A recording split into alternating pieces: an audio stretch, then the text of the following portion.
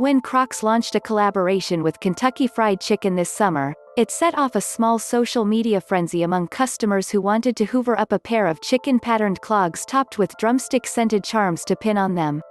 Bad news is the KFC X Crocs are officially sold out, KFC's Twitter account announced shortly after the clogs went live. Good news is you can still buy a real bucket of chicken at KFC. Don't wear them.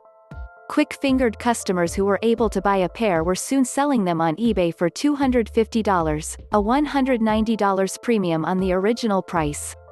Frankly, a little self-deprecation is baked into our DNA, says Michelle Poole, Crocs president who has been at the company since 2014. The brand has also shrewdly leveraged its many celebrity fans. This year, Crocs produced collaborations with Justin Bieber and Bad Bunny, and on December 8, rapper Post Malone will release his fifth collaboration with Crocs, the Post Malone x Crocs Duet Max Clog 2, a chunky soled shoe in pink and black. And, of course, they can be embellished with a Post Malone charm.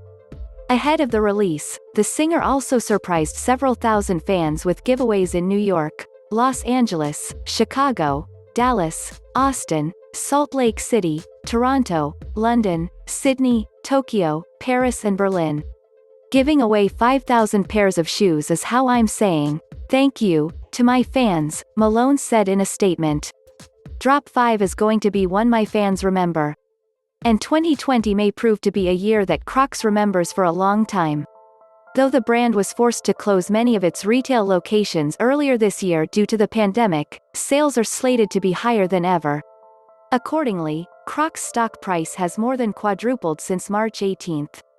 The brand reported a record $362 million in third-quarter revenues and expects to report at least 20% growth in sales in its latest quarter ending December, according to Chief Financial Officer Anne Mehlman. Crocs CEO Andrew Rees ascribes the company's 2020 success to a defensive and an offensive approach. The defensive strategy, he says, involved canceling inbound production and diversifying the supply chain. The task was easier said than done. The brand's supply chain was disrupted due to quarantine measures around the world, especially in Vietnam, where a significant portion of its clogs are manufactured. According to Mehlman, a second challenge was how a single component sometimes held up the entire supply chain for the whole shoe. She admits that the simple design of Crocs, which are heavily molded, helped in not having to deal with a lot of components. Crocs' playbook was not completely focused on playing defense, especially when it comes to opportunities in China. By the end of April, all Crocs stores and its nearly 350 partner stores in China had reopened. That same month, Crocs live-streamed an event on Alibaba's Tmall with Chinese actress Yang Mi where she shared tips and tricks on how to style Crocs with different outfits.